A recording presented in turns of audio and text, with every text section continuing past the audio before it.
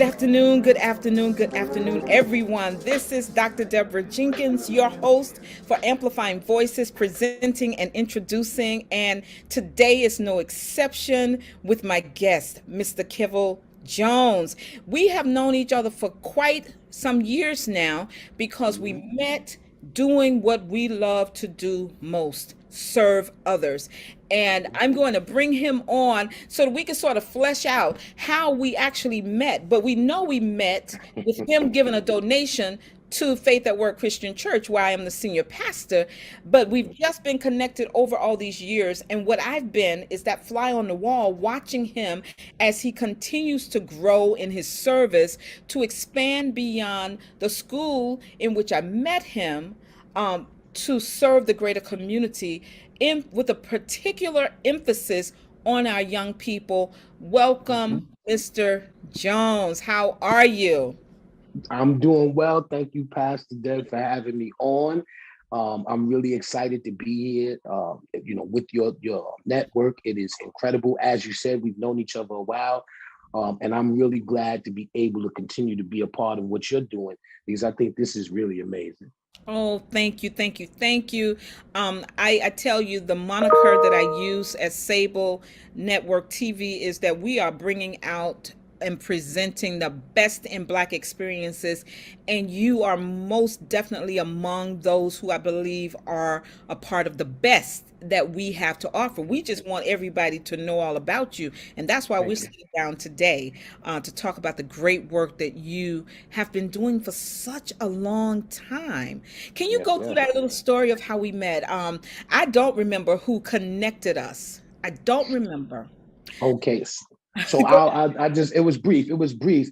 Well, Leilani, who is one of the young people who was in my actual first class at Pelham Gardens Middle School, um, her along with a group of about 10 young people became my initial squad. They were called the squad, the Great Squad, and so she was a part of that. And her mother actually, her mother and father attended church with you guys, and we had a Thanksgiving event at the school, and I, along with a number of other uh, co-workers, didn't want to throw away a bunch of food that we had left over, and we reached out, and Leilani's mother was able to connect us with you, and we were able to get that food to you, and you were able to get it to a shelter someplace where people would need it, and we thought that that was the best thing to do. So that was our initial introduction to one another, was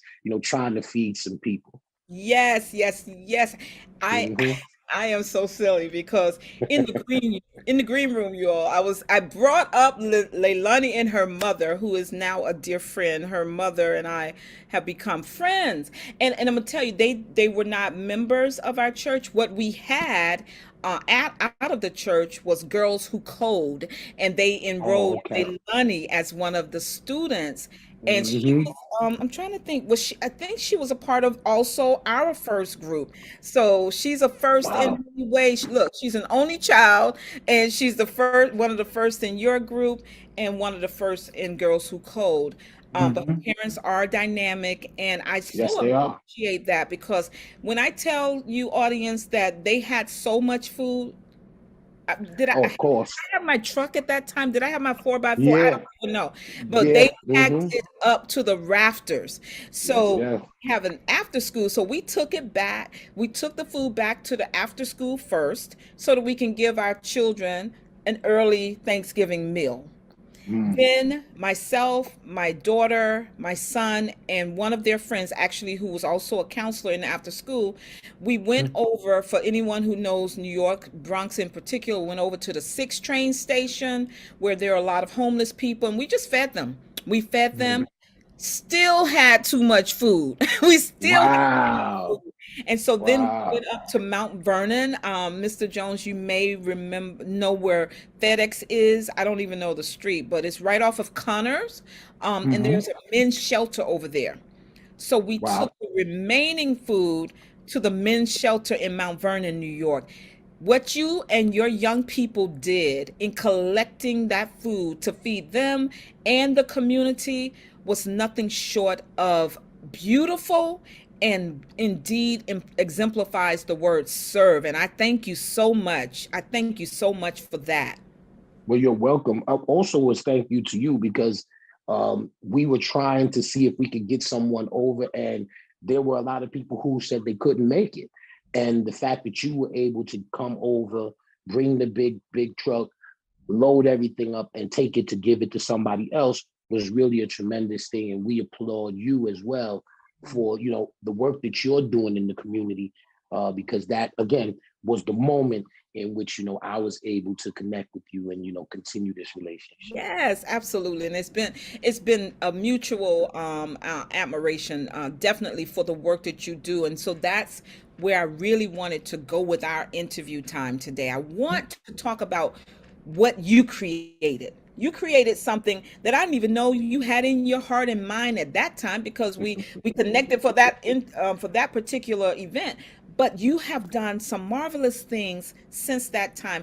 Can you talk to me in the audience about what you have created through the Quick Hitter experience? So the Quick Hitters experience is a hip hop based experience. We provide a quick, structured, authentic, fun experience in creating art in one of the five components of hip hop with a focus on MCing.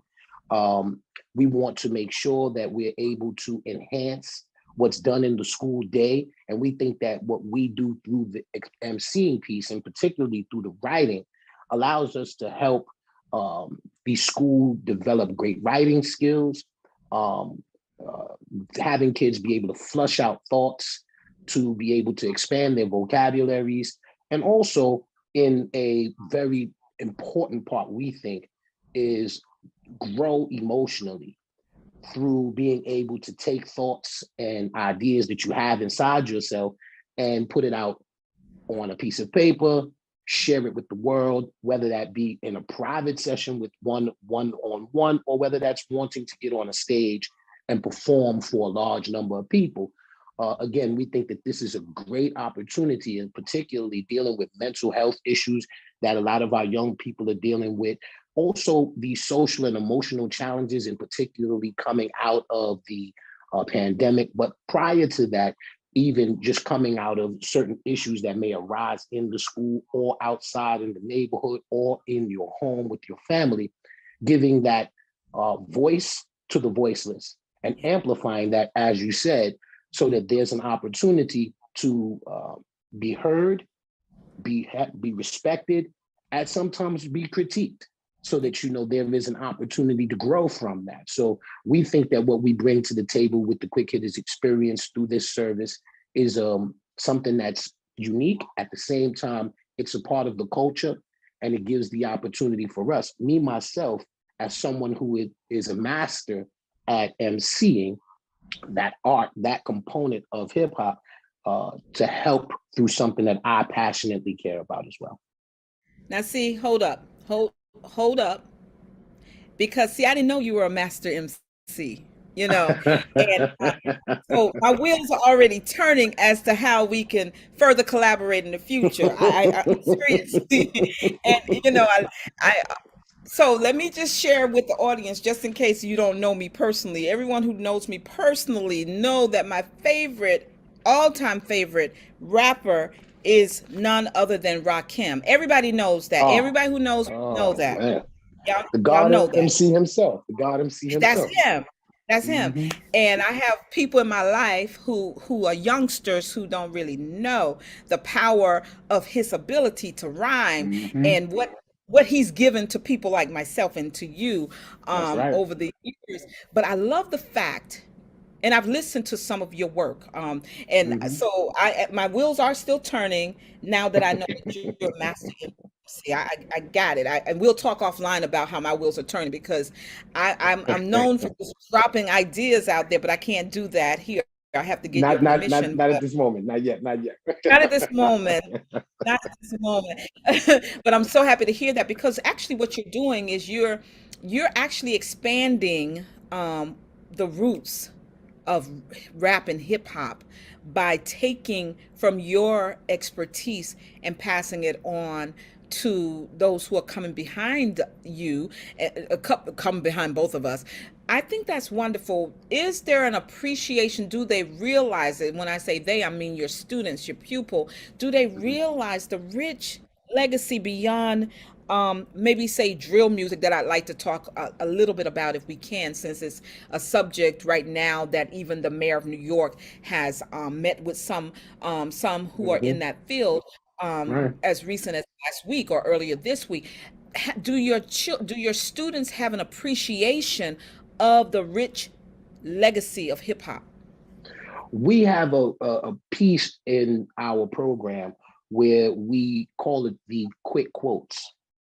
And basically what quick quotes is as an opportunity to learn about some of the uh, phrasing, some of the words, some of the great lyrics that have been presented by artists across the hip hop platforms and over the years. So what we try to do is take an artist, uh, listen to a song by them, take a piece of it, at least 2 to 4 bars, and then pull it out and allow them to hear a little bit of what is great about this particular MC, right? Mm, And in that, we then also give them a brief biography of this particular MC so that they get a little information about who this person is, where they originated from, and what their credentials are.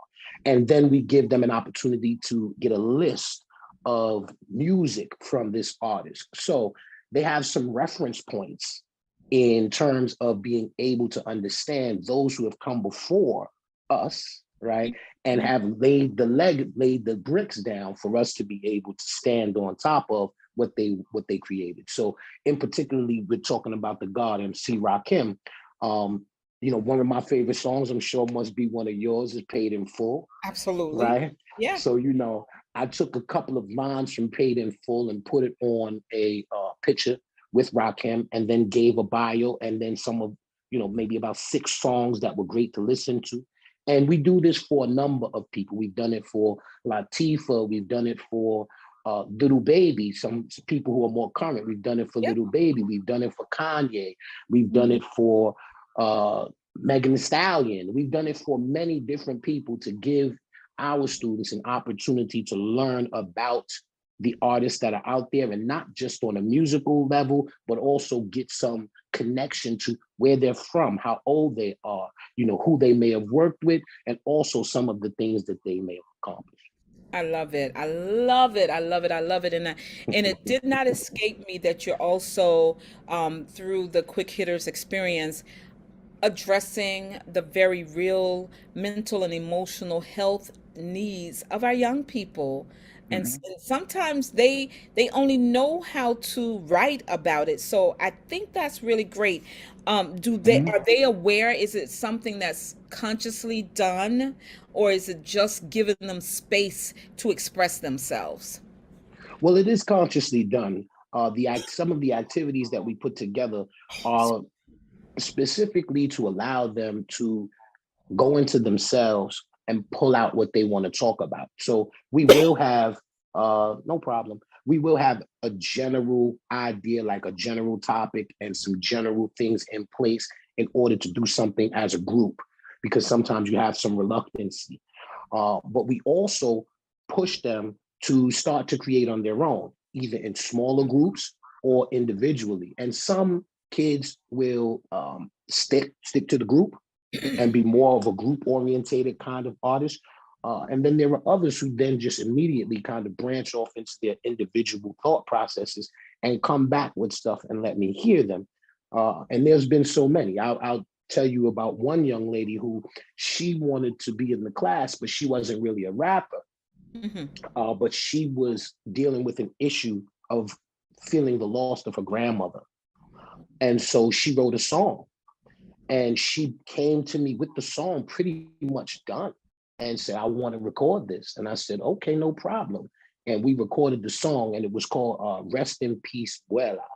Wow. And it was really, really touching to see what she was feeling, how she was impacted by losing her grandmother, but then her ability to share that emotion with the rest of the class, and then inevitably with with the audience. And it was just a transformative moment that was very, very special.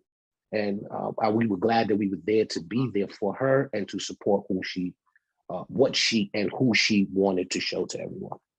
I think that's wonderful. And our young people, I think about them coming out of the pandemic as it was, and the long stretch of time that they were not able to have daily social interaction in these Mhm. formative years where exploration is the primary thing that young people do. And so to have a program such as yours to be there to address some of those needs through music, I That's believe right. is incredible, incredible.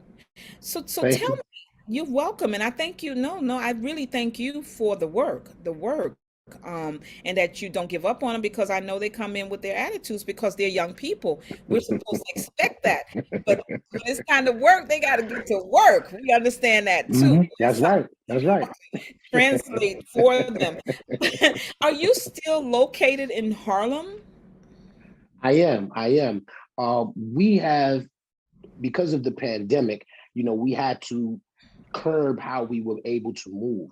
Yeah. But in 2019, we had a wonderful program, summer program at the Suite, which was located and is located on 116th Street between 7th Avenue and Lenox Avenue, between Frederick Douglass Boulevard and Malcolm X Boulevard in Harlem.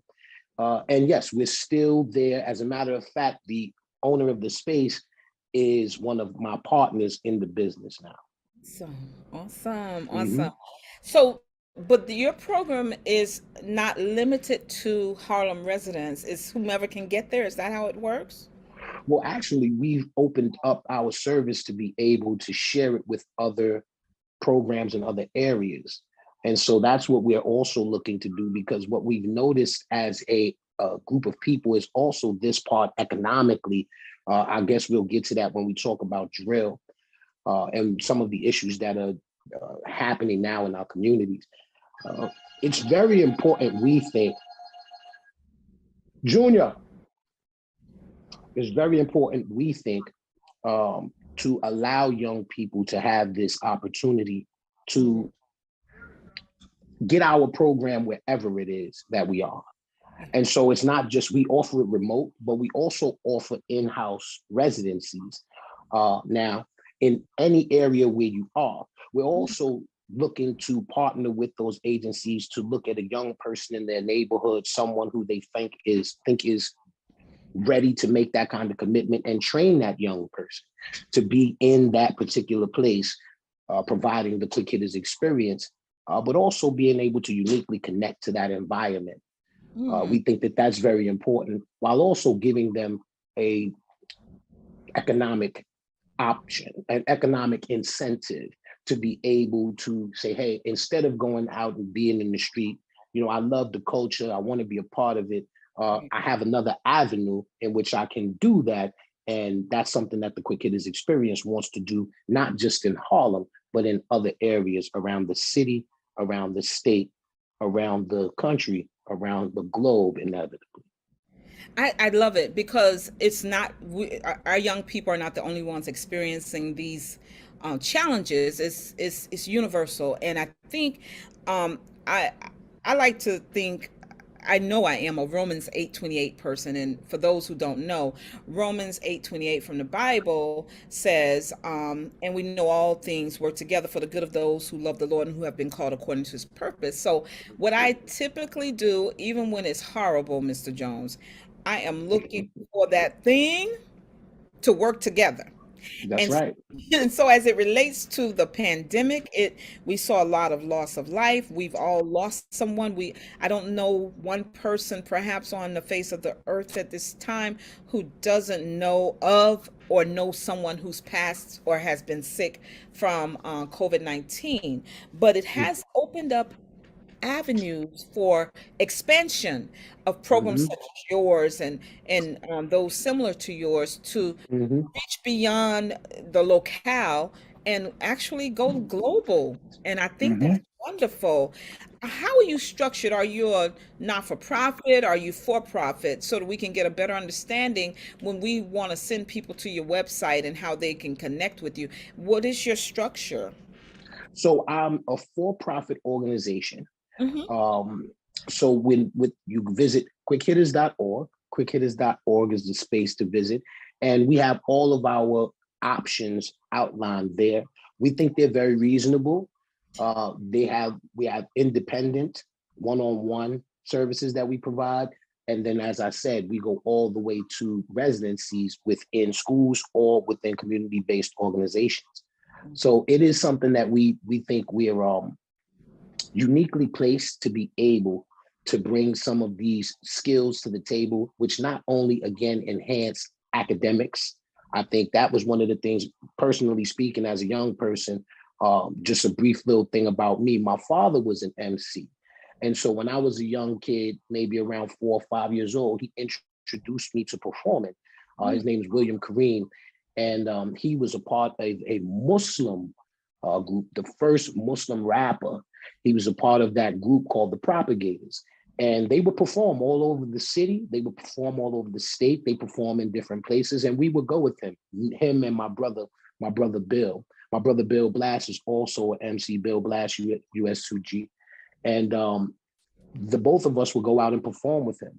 And that led to, I think, our ability to go into school, be creative writers, have open minds to bring in information, have that information collected, and then also have a voice and know how to express that. And I think, for me, I have pages and pages of rhymes for years and years and years that are my diary. They're literally my diary, right? My diary of the life that I've lived and the thoughts that I've had and things that have impacted me. And again, I think that that's what we really bring to the table is an opportunity to allow young people that kind of freedom, the freedom to be able to say anything they want to say, however they want to say it, but to be able to express it and get it out.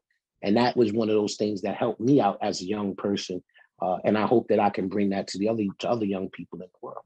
Oh yeah, without a doubt. I think this is great, and one thing that we are going to dispense with is, and I'm not talking only to you. I'm also this is a note to self. Um, when we have a valuable service such as Quick Hitters Experience, and the stuff that I do, we know that there are those who those same services will resonate with.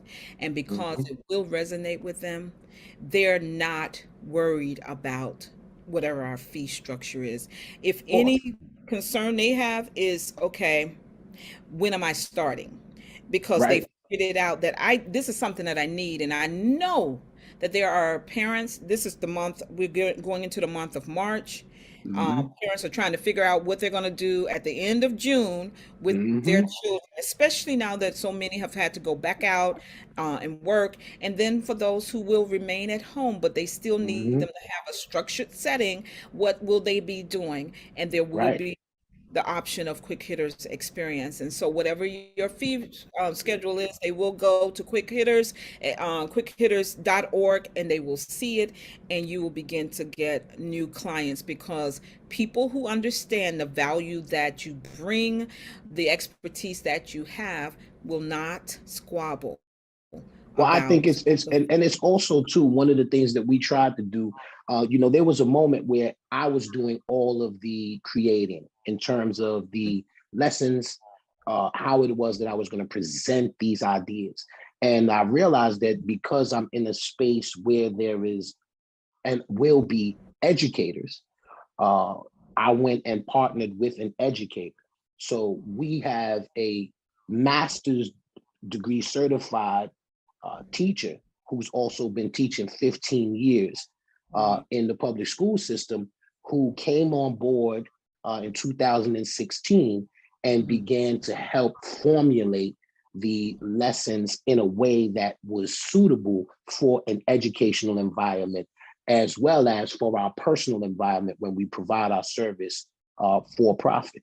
So it's been a great advantage for us Mhm. to be able to bring her in and have that done. Her name is Rashida Garcia, and she was able to come in and help us, really get everything locked in lockstep in terms of timing, in terms of structure, in terms of being in lockstep with educational standards and practices that would allow for us to, again, not only give these young people an opportunity to explore and expand their creative art in a open space, open, safe, unjudged, non-judgmental environment, but Yeah. also to be able to connect it back to school, connect it back to learning, so that these skills don't just sit in their pocket for creative time, but Right. also can be used and translate directly into a classroom setting. I love it. I love it. I like the model, and the fact that you've added Miss Garcia. It's just like the cherry on top of the sundae, because we need that bifurcated look at advancing our children and appealing to their creative side, the music, while definitely strengthening them educate academically. So that's kudos to you all for what the work that you're doing. So now, do you work in cycles? Is it on demand? Some of the services. How does, like the young lady who lost her grandmother and wrote the song and said she wanted to record it? How do what is your age group? How do young people record with you? Those basic things, so that we can make share as much information before we send them out to the website.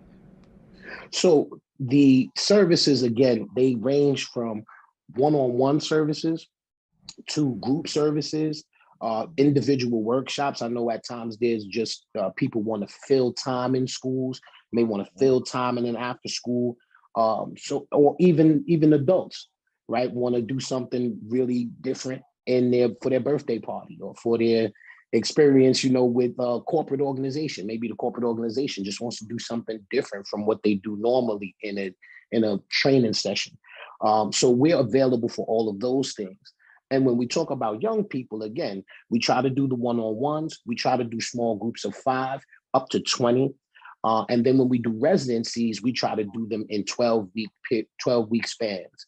So that this way we have a starting point, and then we end with a product at the 12-week, as well as it being presented to an audience so that they can see what the kids have learned and how they've become connected with the information, and then utilized it so that they were able to make it their own. So we definitely have that process. In terms of the next time we'll be moving in a cycle, we're going to be doing a summer program this year, which will go from, I believe, from 9 to 4:30. Don't quote me on that. I'm looking at it. I believe that's what we're going to do. But it'll be a 3 to 4 week summer program, which will allow for the kids to get a great experience in hip hop culture with our unique flair, as well as meeting some individuals who are masters in their own area. Again, the 5 components of hip hop are DJing, MCing, B-boy, graffiti, and knowledge. Again, I'm a master at MCing, no question, but I'm not a master DJ, and I'm not a master breakdancer, and I'm not a master graffiti artist, right? And I'm definitely not a master of knowledge. And so with that, we try to bring in people who can add in those spaces to allow for the young people to get a full experience, again, with us focusing on the MCing piece, but really trying to give them a broad understanding of what hip hop culture really is, because they live it. They are hip hop culture today. And sometimes they don't understand it. They don't realize that what they're living in a lot of the times is hip hop culture that was created by people like us and those before us. Absolutely. I love it. I love it. I love it. I'm trying to think, again, my wheels are turning here, but I'll have to share it offline with you, because Mhm. clearly, for those who are watching outside of New York, the children get out of school at the end of June here, whereas many students get out in May. But because June is Black Music Month, I'm trying to think how we can do something to kick off your summer programs, and so that we can drive those virtual students also to your programs if you are doing something virtually. I've done summer camps for many, many years. I don't think I'm going to do one this year, even though the conditions seem as if they may be Mhm. right in terms of the pandemic.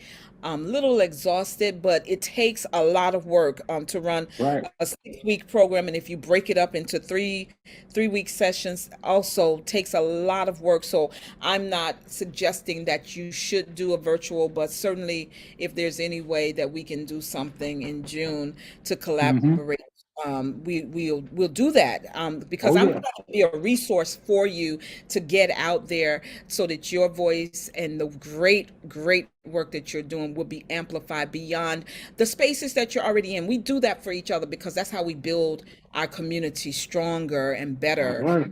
right? So That's right.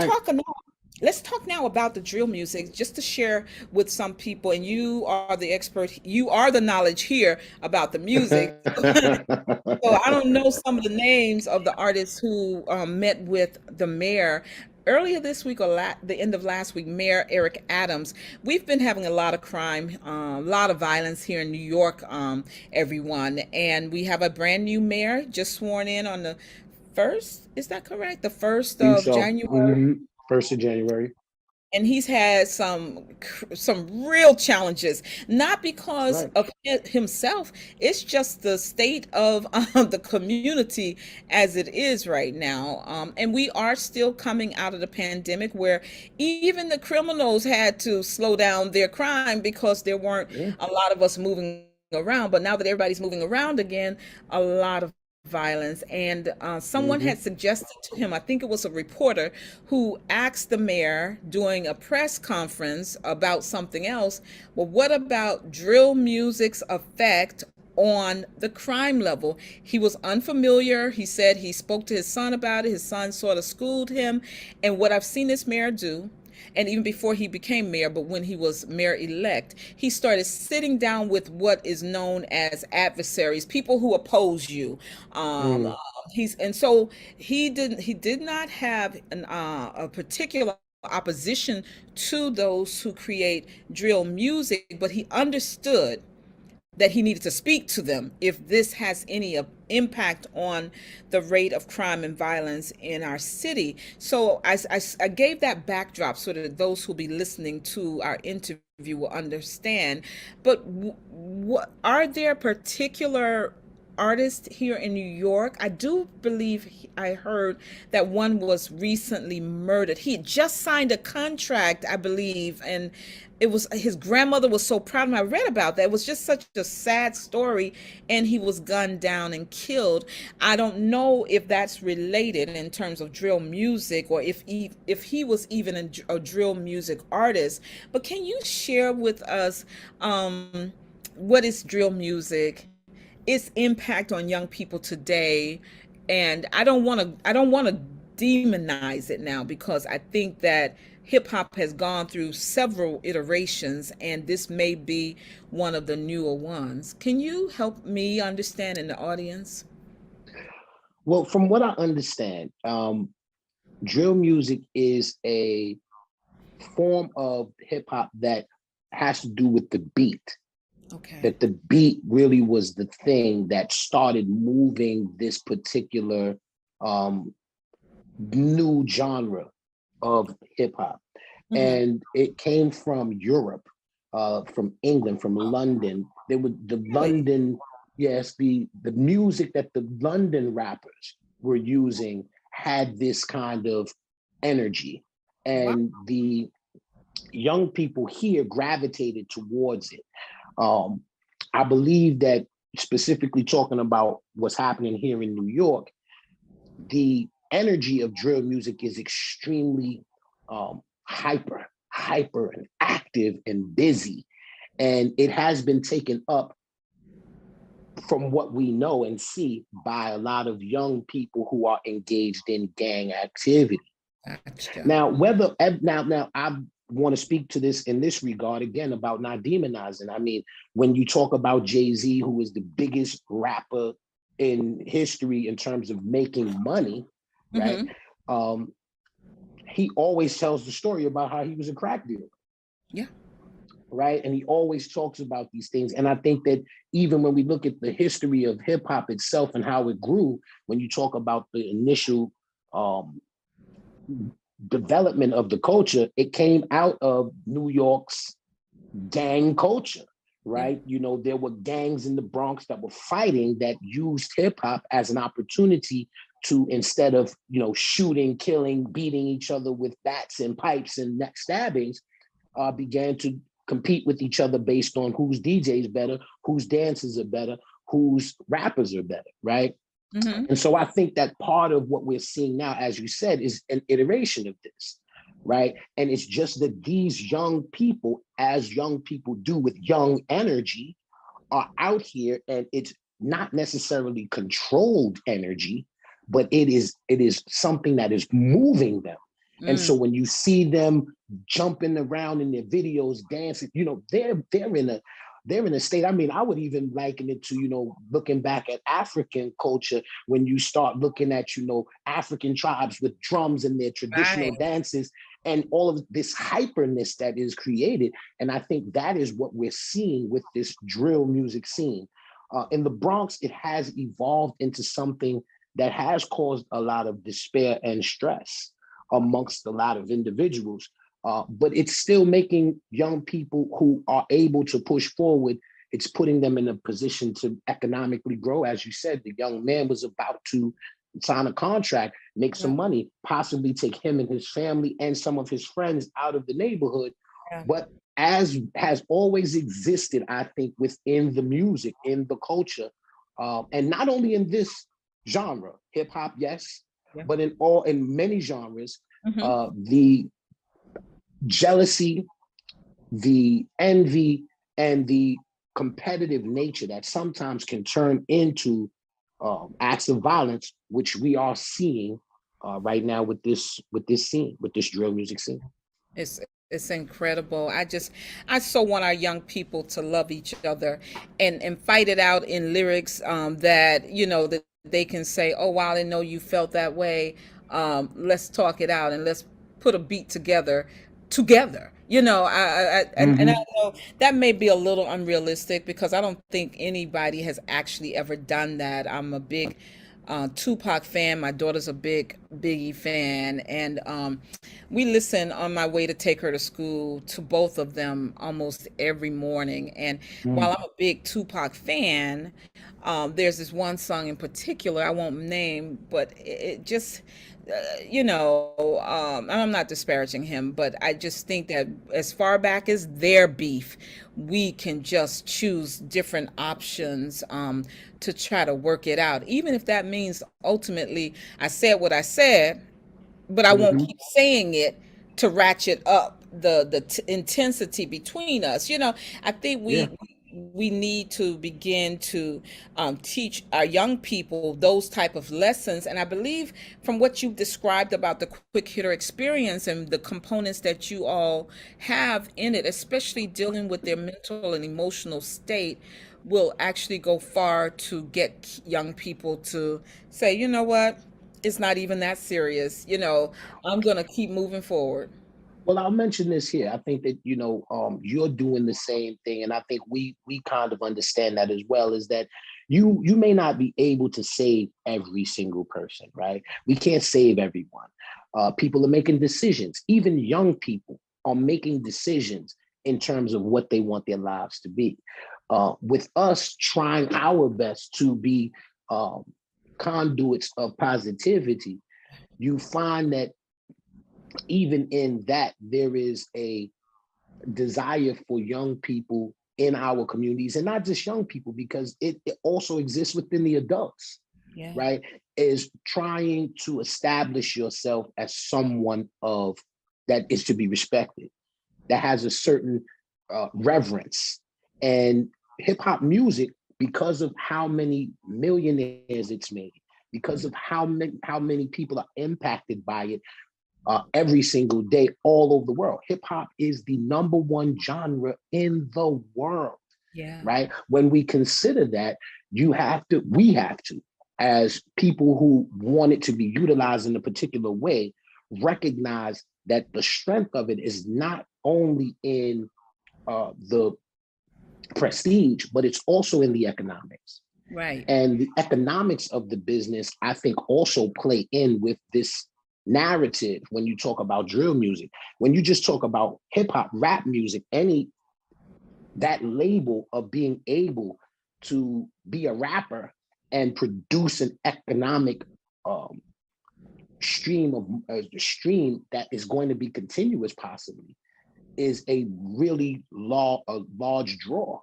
And I Yeah. think when you open up that competitive environment, competition is rough. It's Yeah. rough and it's tough, and everybody's fighting for the top. Yeah. And sometimes the emotional, as we talked about, and that's where I think what Quick Hitters does is so important.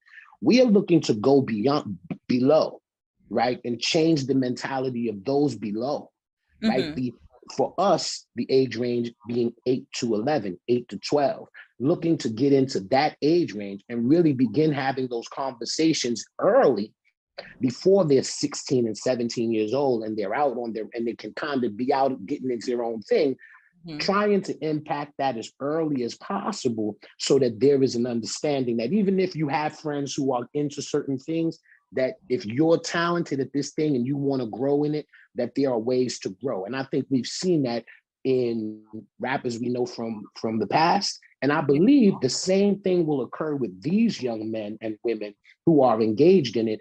But there will be, and I think we lost, as you so eloquently said, we lost Biggie, we lost Tupac. We don't know who these guys would have been at 40 years old, what they Goodness. would have been saying at 45 and 50 years old. We don't understand what their impact would have been because we didn't get to see it.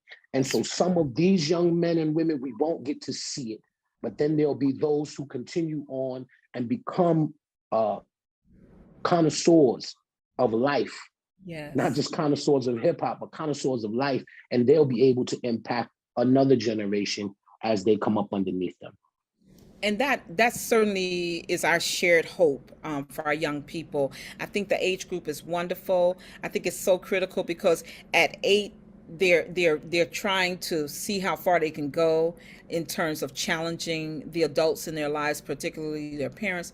But by the time they reach 11 and 12, if we don't get them then, oh, the way forward is going to be that much harder. So you have done the research, you've done the planning, the strategy Mm-hmm. around how we reach them before they have that total consciousness of what they can and cannot do, and Mm-hmm. don't go and choose the wrong way. And so I am happy to have you in my sphere through the Sable Network Appreciate it. TV. Oh, no, no, no. It is my honor because however I can help push out your message, I will do in order to help you in your work of trying to provide an alternative to our young people while they use their voices, while they use their hands to write their That's rhymes. And right. let me tell you, my sister, my baby sister, she was a part of the break dancing part. I would give her her little cardboard box, and she go to town. And she's my baby sister. She's only 42, so we've been at this for a moment, and I love That's it. I love right. it. Love it. I love it. What you're doing. So everybody, the website is www, for those of you who need it all, www.quickhitters.org. I need you to stay through to the credits just in case you missed Mr. Jones and myself telling you where to go. When you go there, you need to consider taking his services. You're not limited by geography. We Not at all.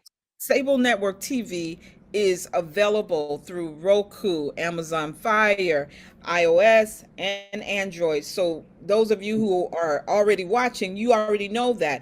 But I said that to say we are streaming internationally, even in Kakistan. It's just Wow.